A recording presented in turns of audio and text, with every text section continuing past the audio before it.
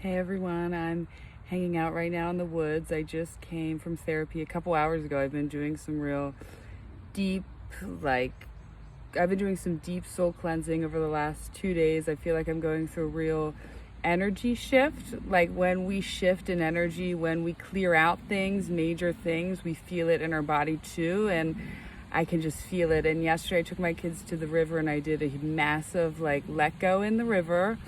And then today could be by myself, so I had to do a bunch of stuff that I needed to do and cleared out a bunch of energy and stuff like that.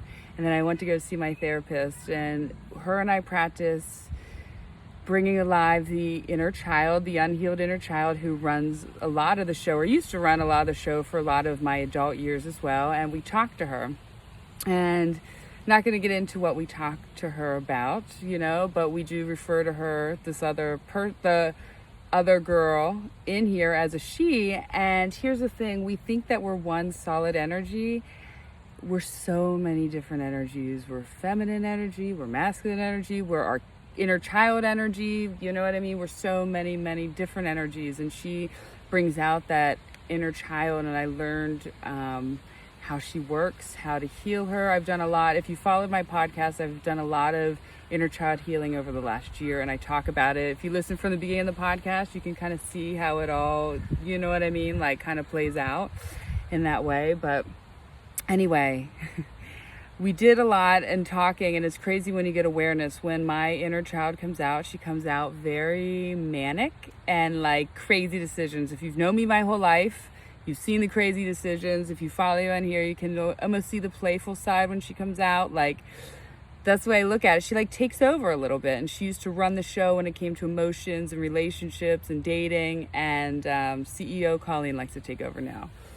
But anyways, my therapist brings something out, and I start talking about it. And it was funny because at one point she could tell, I start to get, when I'm snappy and sassy, it's her coming out. Trust me. It's not the higher self, Colleen, coming out. And she said to me, what would your inner child want to tell me now? And I said, it would want to tell you to go fuck off. And it was true, because that's what I used to tell my parents to go F off, everyone, go F off. I was extremely rebellious, if you know me, until my adult life. Even now I have problems dealing with authority in any sort of way. That's why my last boss was amazing, because he just let me be me and was no authority over me. And it takes me a while to settle her down. And before I had awareness, right, she feels manicky, she feels angry, she becomes the very looking around. She wants to do impulsive decisions, have lots of fun, act kind of crazy, and just goes kind of wild. And there's a part of her that is really, really good, and that should, she should be nurtured and loved and used in a creative way. But there's a part of it that can get me into damage in that way. So I've learned how to really heal her in a lot of ways. But afterwards, it takes a while to get her back in and learn how to manage that energy, because once she's out, it's oh, that person looked at me the wrong way. She's one of those too. If you were close to me or grew up, or you were a golfer on the golf course, you know that I was crazy and I would just snap like that.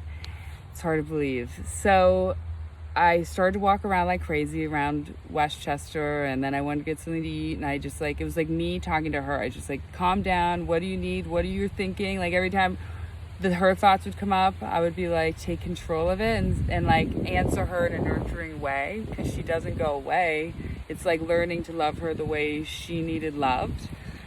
And then one of the things I always did growing up, living on a golf course in the middle of nowhere in the woods, it wasn't this fancy, it was really this sort of country place. I just went into the woods every single day. So where do I like to go? And ironically, I thought I brought my earphones today. So many changes happened in shifts, like I said, but I couldn't run or be distracted by it. I left my earphones.